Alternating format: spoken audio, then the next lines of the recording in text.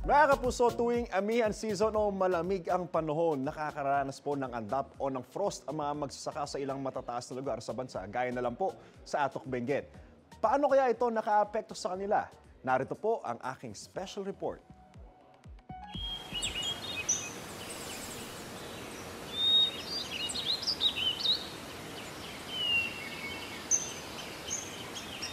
Sa sakahan nagsisimula ang araw ng 56 na taong gulang na si Mang Ruben.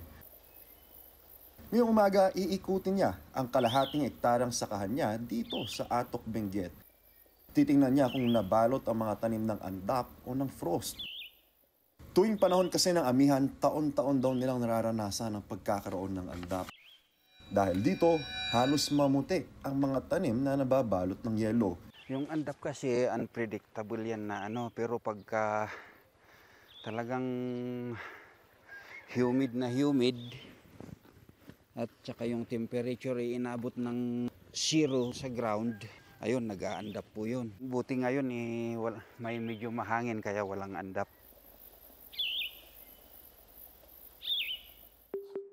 Ayon kay Engineer Larry Esperanza, Chief Meteorological Officer ng Pag-asa Baguio, nabubuo ang andap tuwing malamig ang panahon o tuwing amihan season.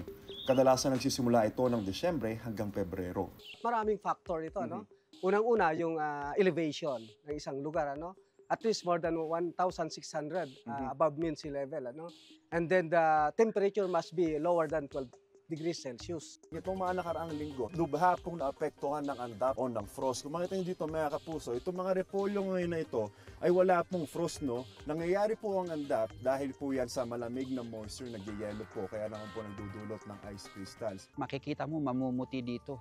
Tsaka araw-araw po yun. Tsaka inaabot ng ilang buwan. Kapag nabalot kasi ng andap ang mga pananim, natutuyo at kung minsan pa ay tuluyan ng namamatay ang mga apektadong bahagi nito. Mula na magsimula ang amihan season ngayong taon, hindi para umabot ng 1 linggo ang pamumuo ng andap. Good news ito para sa mga magsasakang gaya ni Mang Ruben. Mas maliit kasi ang tsansa na makaapekto ito sa kanilang mga tanim. Naka-recover po yung tanim. Pag hinarvest yun, hindi naman po yun isasama. Ayon sa Pag-asa, isang factor din sa pamumuo ng andap ang hangin at maaliwalas na kalangitan. Kapag maulap, yung init kasi noon hindi makalabas, ano? Tumutunaw kasi sa mga andap natin yung water, ano? So kapag umuulan, walang pamumuo ng frost, ano? Posibleng dahilan din ang mataas na temperatura kaya hindi naging tuloy-tuloy ang pamumuo ng andap sa lugar.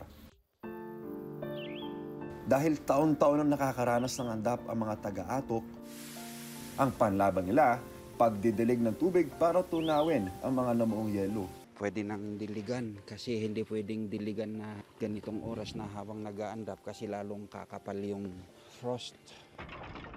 Ang ibang magsasaka naman, inaagahan ng pagtatanim para maaga rin silang makapag-aani at hindi naabutin pa ng andap.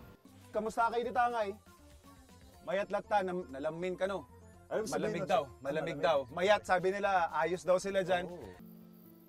Gaya ng grupo ni na Kuya Benny na naabutan naming nag-aani na ng Wombok o ng Petchay Baguio. Mahigit 2 buwan ang hinintay bago anihin ang mga ito. Yung ginagawa po ng iba is yung tatansyahin nila kung kailan ma-harvest. Oo. Mas maaga sila mag-harvest na hindi aabutan ng amihan season. Pag hinarvest mo ba ng mas maaga, mas magaan siya? Siyempre magbabawas po, hindi po yung lalabasan at timbang na aasahan mo. Bayanihan ang sistema ng pag-aani ng grupo. Ibig sabihin, pagtutulungan nilang anihin ang sakahan ng mga kagrupo nila. At sakto kasi naabutan natin silang nag-harvest ngayon ng Petchay Baguio and may proseso sila na ginagawa. Papaturo na rin tayo. Sa pag-aani ng Petchay Baguio, tinatabas ang mga sirang dahon. Kapag mas maraming dahon ang natatanggal, mas bumababa ang quality ng ani. So ito yung ating lower class. Makikita nyo, mas puti na yung kulay niya. Ngayon, natatanggalan ng mas maraming dahon kasi depende sa maraming factors. Kasama na dyan yung andap, minsan naman kapag maulan, and actually kahit mainit.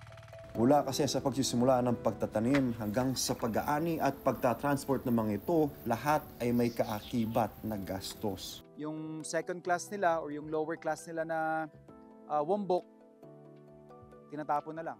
Matapos ang isang buong araw na pag-harvest, 90 to 140 na basket ang napuno nila ng Pechay Bagyo.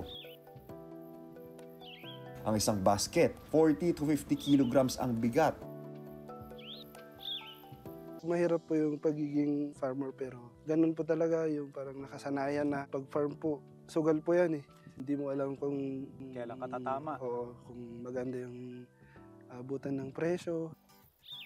Para maibsan ang pagod sa buong araw, si Chef JR may ihahaing espesyal sa mga kapuso nating magsasaka. Ang mga ingredients mula mismo sa sakahan nila. Kasama na rito ang mga Pechay Bagyo na hindi na maibebenta. Gagawa tayo ng chop suey with kiniing. So, kiniing is our way of preserving the meat. Compared to the traditional itag, this is smoke. By doing that, plus the weather here, napoprolong yung shelf life. So once na nag-brown na rin yung ating normal pork, perfect time naman para i-sear din yung ating chicken. Yung ating sibuyas,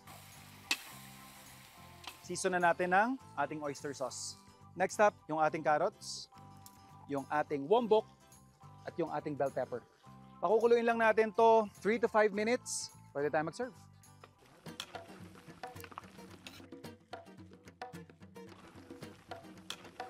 Mga katalaga ta. Ang sarap naman yan, Chef. Pasado? Pasado daw. At syempre, approve din yan sa mga kapuso nating magsasaka. Walang kasiguruhan kung kailan ulit magkakaroon ng andap sa atok. Ika nga ng mga magsasaka, parang isang sugal. Pero dahil ito na ang nakagis ng hanap buhay, handang sumugal ang mga magsasaka sa pagbabakasakaling balang araw, umaya na sa kanila ang panahon.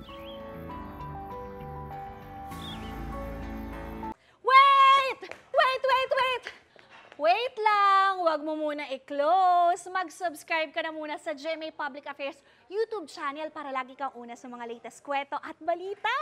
I-follow mo na rin ang official social media pages ng Unang Hirit. Thank you! O sige na,